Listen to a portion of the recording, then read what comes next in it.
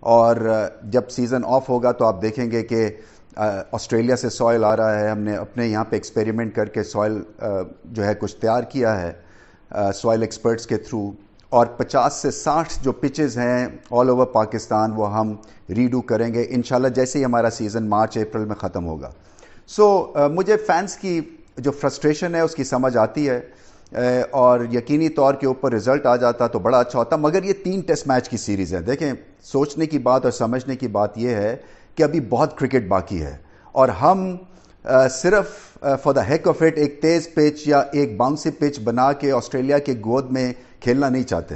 یہ بھی بڑا ضروری ہے کہ جب ہم گھر میں کھیلیں تو اپنی طاقت کے حساب سے کھیلیں. پھر ہمارے لمیٹڈ ریسورسز ہو گئے تھے انفارچونیٹلی, اس لیے کہ ہمارا جو اوپننگ بال پیئر تھا وہ ڈسٹرب ہو گیا کیونکہ حسن علی فہیم دونوں انفٹ ہو گئے تھے. اسی طرح سے برانڈ نیو اوپننگ پیئر تھا ہمارے پاس, اور عبداللہ شفیق نے 2-3 ہی میچ کھیلے تھے. ان کی فارم جو تھی اس کے اوپر تھوڑی سی ایک وریسم نگاہ تھی سب کی کہ کیا اتنے بڑے بولنگ اٹیک کے خلاف وہ کھڑے ہو سکیں گے یا نہیں. امام الحق کی واپسی ہو رہی تھی. یہ جب آپ کی اوپننگ پیئر اور بیٹنگ پیئر اور بولنگ پیئر جب ڈسٹربڈ ہو اور را ہو تو پھر آپ چانسز اسی حساب سے لیتے ہیں. پھر آپ کے پاس لیگ سپنر تیار نہیں تھا, یاسر شاہ انفٹ ہیں. ہم ایک انڈر سورسڈ 15 کے ساتھ اترے تھے. اور آسٹریلیا مت بھولیں کہ دنیا کی ایک پاور ہاؤس ہے, ابھی ایشز جیت کے آ رہے ہیں, ان کے ٹیلنٹ کو رسپیکٹ ہم دیتے ہیں, اور اتنی جلدی ہم ایکسپیریمنٹل موڈ میں نہیں جا سکتے تھے کنسیڈرنگ اپنی اسٹرینگس کو سامنے رکھتے ہوئے. مگر پھر بھی میں سمجھتا ہوں کہ بڑا کانفیڈنس ملا ہے پاکستان کو اس پرفارمنس سے.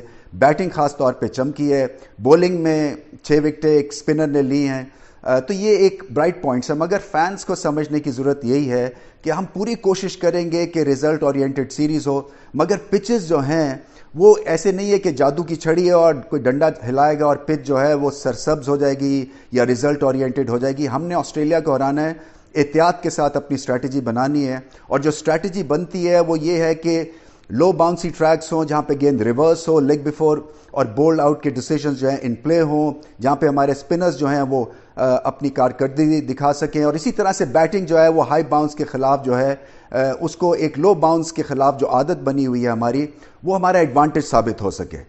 میں پھر سے یہ دہرانے کی کوشش کر رہا ہوں کہ ایڈورٹیزمنٹ اچھی نہیں تھی, مگر ابھی بہت سیریز باقی ہے, اور آپ حوصلے کے ساتھ دیکھیں. یہ بہت بڑی ایک ہماری کامیابی ہے کہ آسٹریلیا کے گریٹ پلیئرز یہاں پہ آئے ہوئے ہیں. Individual level